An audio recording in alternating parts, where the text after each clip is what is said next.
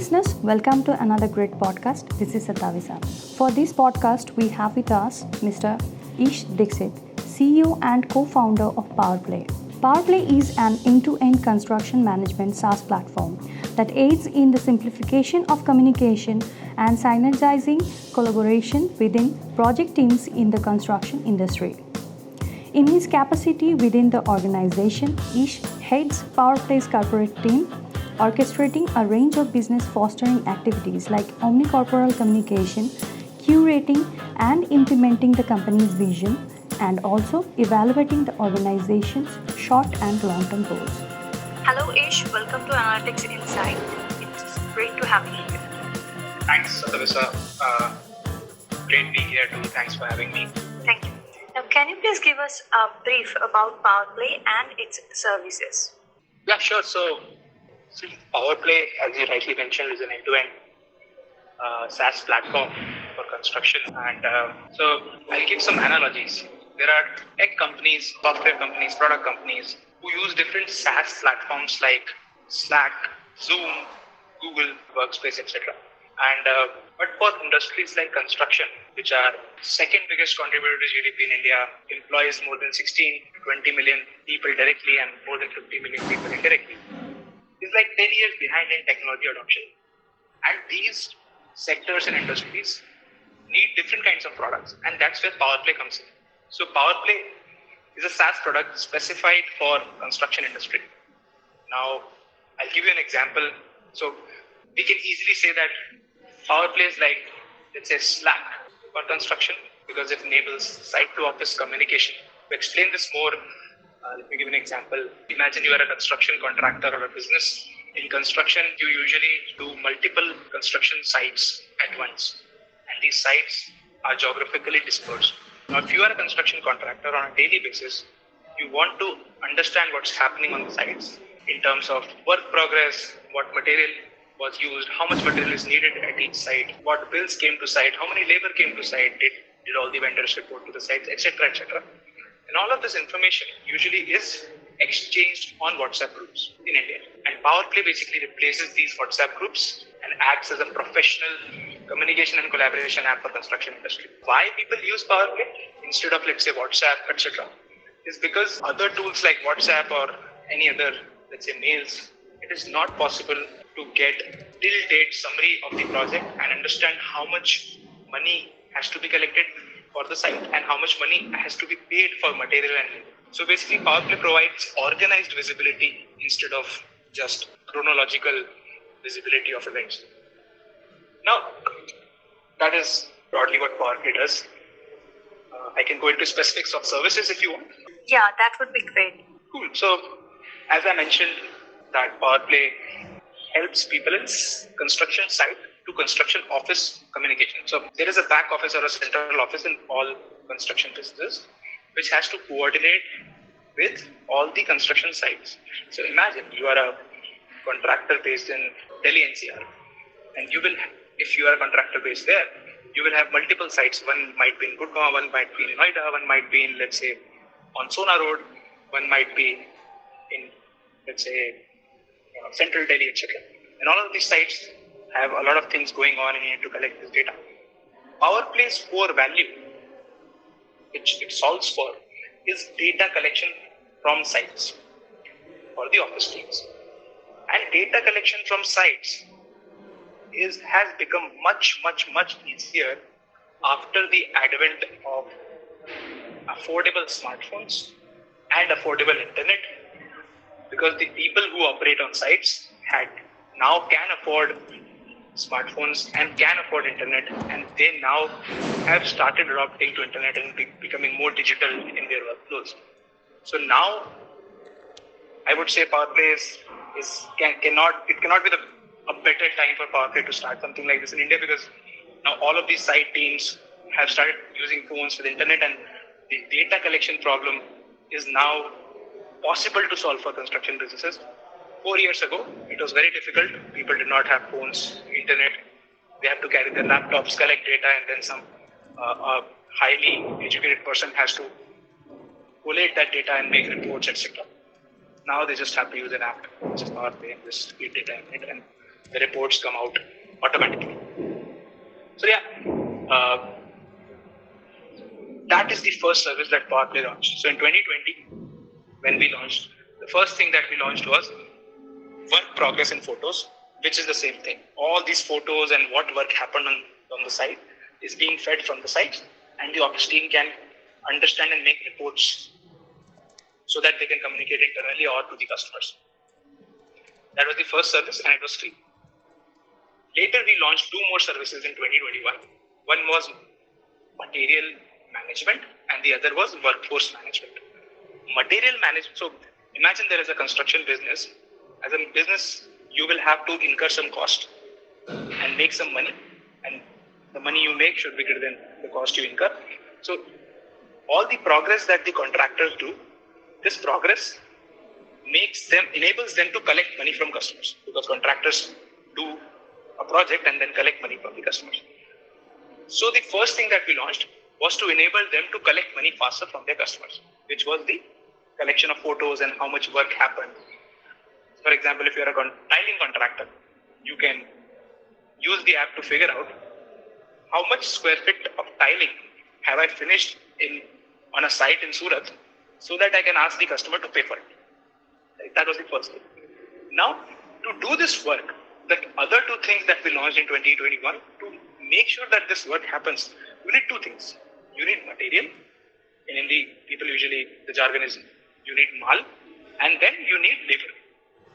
So material and labor, these two things are critical components to execute the work.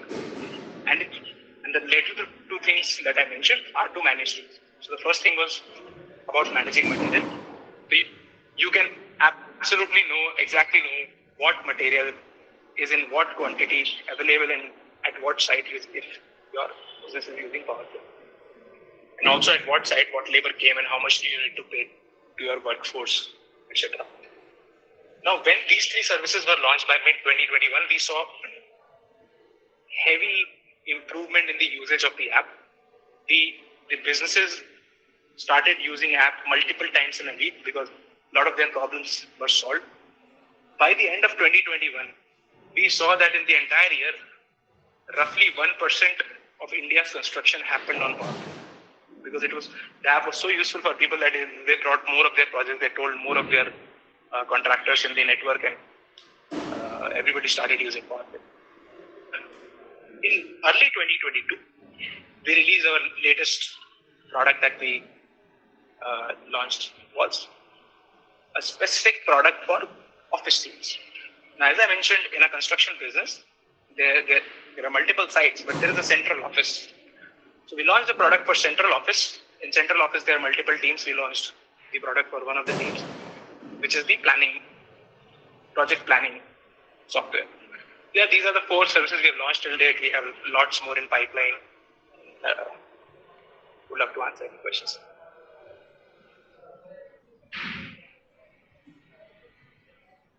That sounds very interesting. Now, I would like to know what is your opinion on the growth opportunity of SaaS platforms in India? Okay, so let me phrase it like this. SaaS platforms means software, right? And software needs and hardware to operate. For example, if you want to run any software on PCs, you need a PC, right? In the last 5 to 10 years, specifically in India, the adoption of smartphones have made availability of an hardware ubiquitous. So every person now owns a small computer in their hand, in their pocket.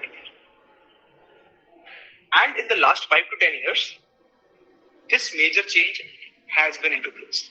So now, if you talk about SaaS in India, most of the people, like more than 500 million people now, India have smartphones, internet enabled. All of these people can now use software as a service, right? Without an hardware, they couldn't have used any software as a service. In the last 10 years, this major change has been happening. But in the coming 5 to 10 years, something interesting is going to happen. Now, as more and more people have hardware, they will start seeing more and more software that can solve their problems. So every user or every customer in the market will have multiple software options to be able to use. They might be made in India or made in US or made in wherever, right? Since internet is a global thing, so anybody can make anything anywhere and deploy in the cloud and just someone can use it. So people will find a lot of options in software. So the next 5 years, the quality of software will tremendously increase. That is one.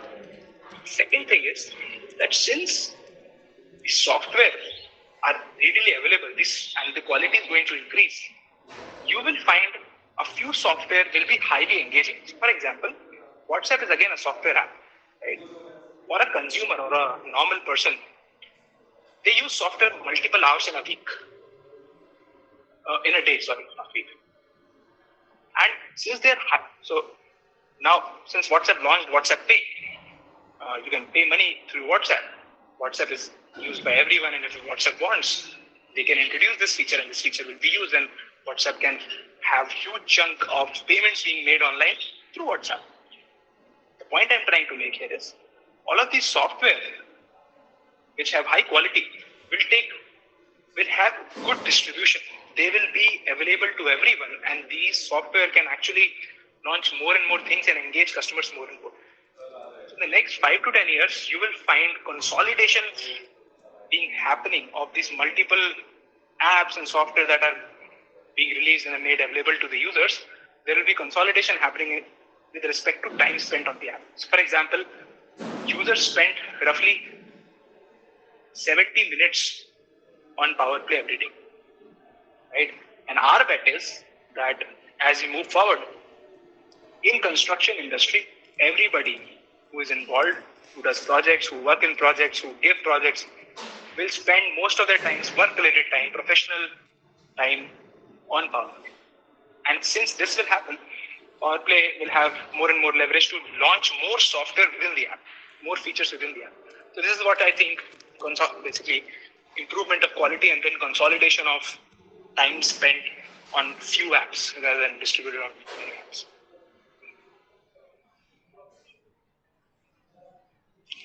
Sounds great.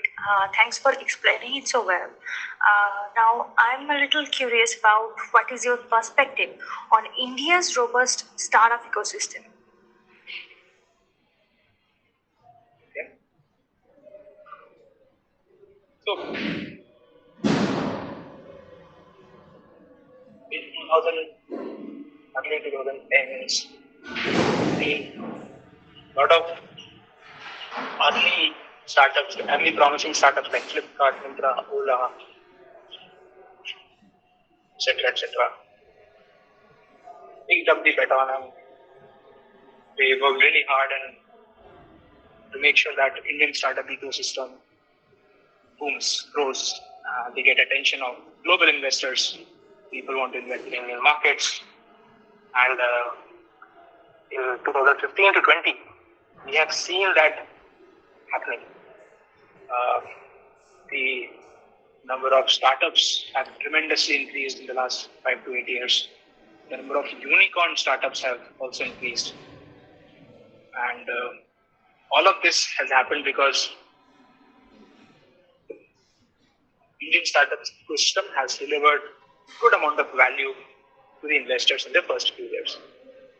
Now, this ecosystem is going to become more and more robust because of two main reasons.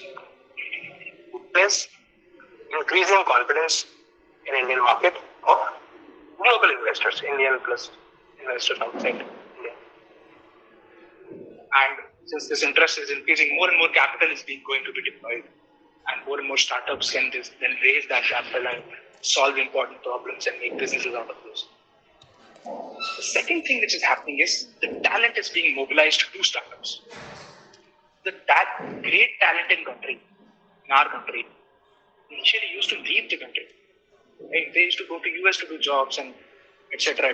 But I have seen many people in the startup ecosystem who have left their jobs in US, came back to India started their own company, right? And this talent mobilization is the biggest thing that can happen to startup industry. So I I've been fortunate to work with few of the founders who are very great, and what I've realized is when great people start working on important problems, they are able to solve that.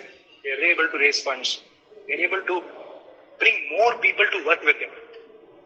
Right? So this talent mobilization, I think, is going to make much more stronger. And part of this talent mobilization is when more and more people are now doing startups. Maybe they are failing for the first time, but for the second time, I myself is a second-time entrepreneur. I failed for the first startup, but when I started out second time, I knew what was wrong when I did it for the first time, and I made sure that this time I'm successful. So the quantity or the proportion of second-time entrepreneurs is significantly increasing. So I think it is going to compound. It's going to get better day by day, year by year for the startup ecosystem. I think we will be the biggest startup ecosystem in the next 5 years. That's amazing. Now let's talk a little about construction management SaaS platforms. What do you think are the latest trends on a national as well as an international basis? Okay, so when you say trends, are these technology trends? Are these behavioral trends? Do you want to specify, or I can talk about both? Some of the tech trends. Okay. Sir, technology-wise, I'll speak a little broadly and then I'll focus on construction. There are a few great books on how to basically be equipped to spot on a trend, technology trend, for a startup. So every technology has its life cycle. Means every new technology is a species, if I may say, on its own, and when it's born, it is also bound to die. For example, mainframe computers in 1970s was a great tech, right? It was not very consumer focused tech, but it was a great tech, and those were big computers where could be afforded by big companies. That technology was born then and died by the 90s. PCs as a technology got born in 80s, and slowly we are seeing that PC penetration is decreasing and smartphone penetration is on the rise. Right? You will be surprised. You might have more smartphones in your home than computers or PCs. That is the point I'm trying to make. So slowly PC as a industry, as a technology, will die someday. But 10 years ago, not 10 years ago, roughly 15 years ago, smartphone technology was born. And you can see that it has taken the world by everyone's surprised by the amount of iPhones Apple sells, the amount of smartphones being sold in all the countries, etc., etc. Smartphones were born 15 years ago. They are growing rapidly, being adopted across. And they might die, let's say 10, 15, 20 years. Something else might pick up, which might solve users' problems in a more convenient way. And when you look at these life cycles, you get to see that whenever a technology is in its ascendancy, it's increasing in adoption, a lot of companies get created. Powerplay, in a similar fashion, because of smartphone adoption in construction industry, a company called Powerplay is born. And it is going to use this technology to basically use smartphone technology and solve more and more problems which were not possible before and now possible and more convenient to solve using smartphones. So the biggest change or the biggest technology trend in construction, if you ask me, is this. Now, a lot of other things. So, as I mentioned, this technology, smartphone, is in its ascendancy. It's increasing. There are other technologies which got born, let's say, 10 years ago or 5 years ago, and have not still started growing. So, namely, let's say, artificial intelligence, namely, augmented reality, virtual reality, right? Uh, these technologies also have a very great possibility of having a very great impact on construction, but there are a lot of issues still need to be solved so that they start growing in adoption and they become such that they are in their ascendancies, and more companies will start adopting those technologies to solve problems.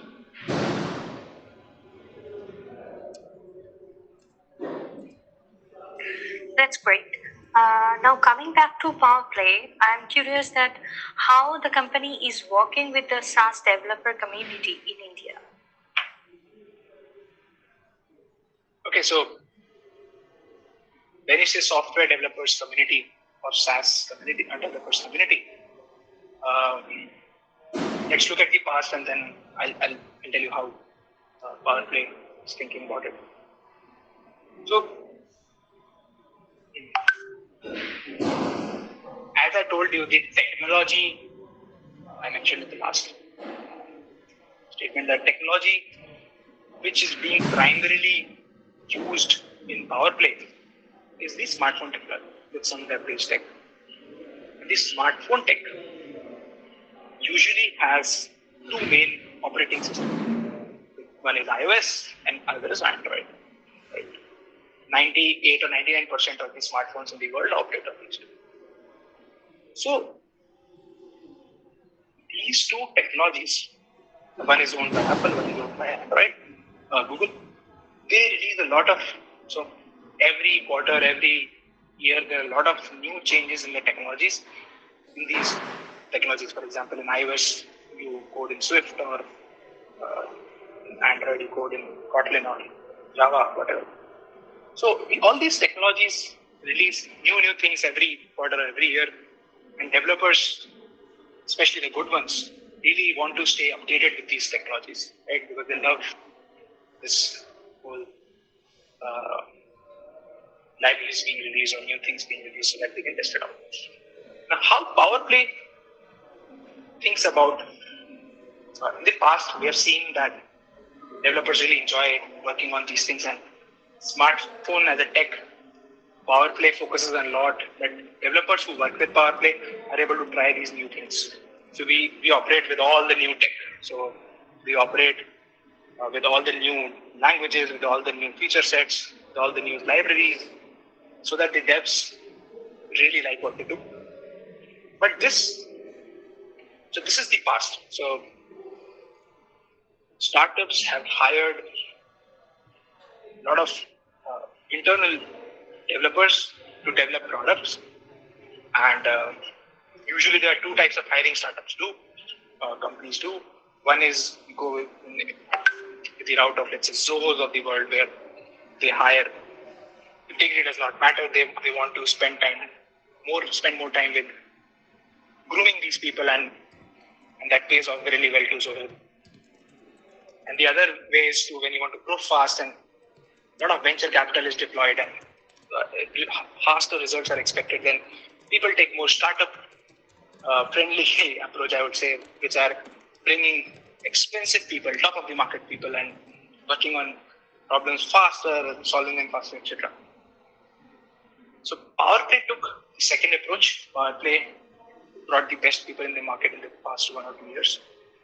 And I think when we grow our team, how we are going to work with developers is we are going to partner with more and more freelance third-party developers so that they can host their own apps on Powerplay's OS.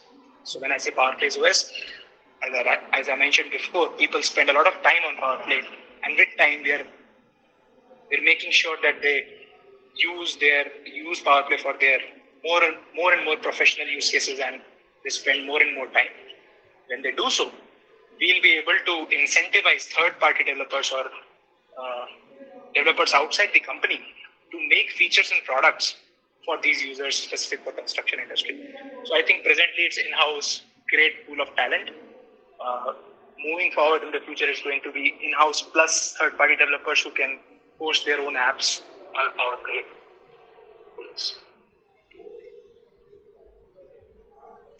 Amazing. Now, let's talk about the challenges that you have faced while connecting with the stakeholders and also the construction center. And how do you solve them? So when you say challenges, this is which stakeholders are we talking about? Just to be clear. Sorry? I think, can you repeat the question? Will be helpful in understanding.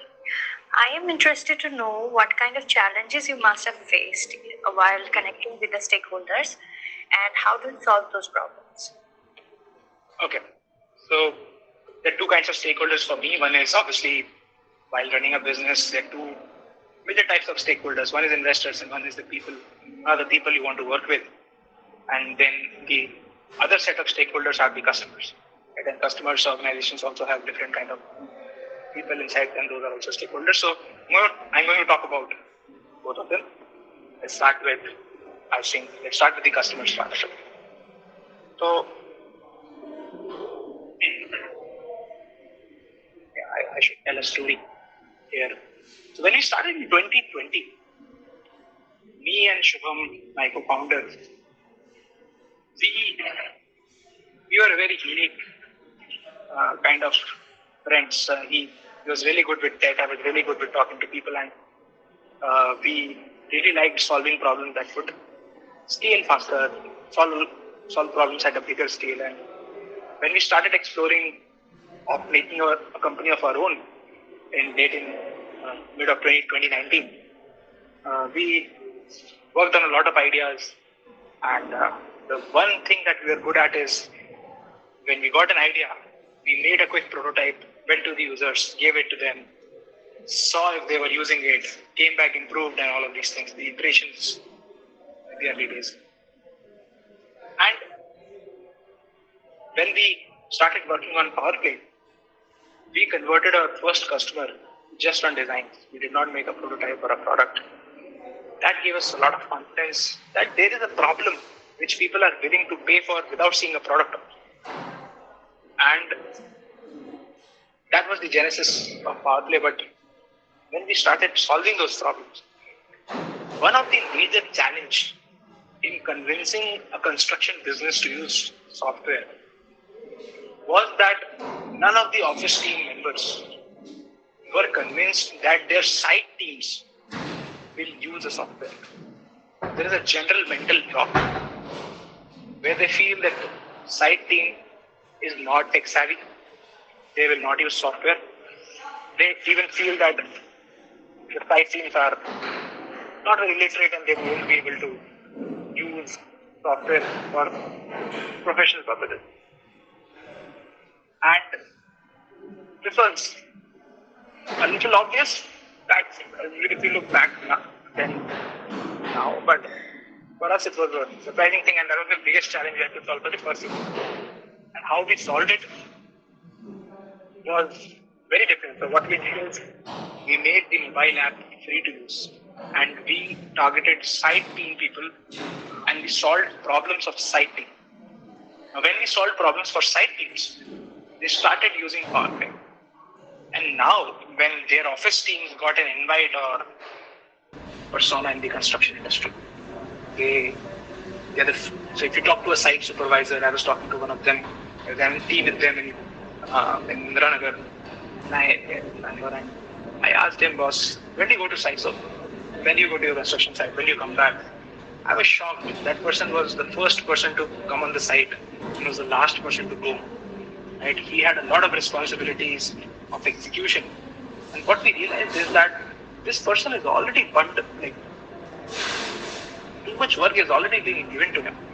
Now, if you give them a task of updating a software, that is an additional task for him, right?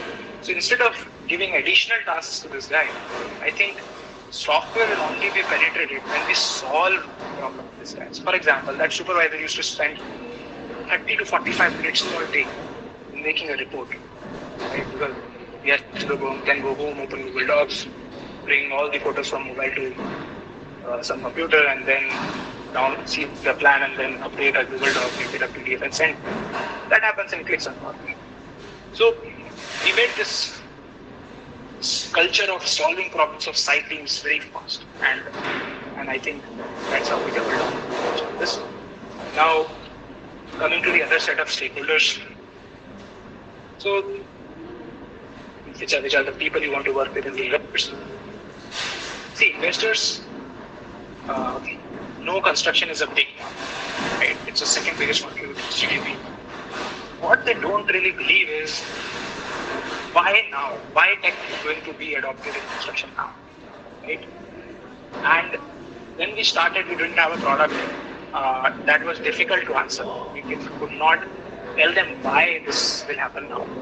But when we launched the product, we raised our first institutional round from India Quotient in, I think, September 2020.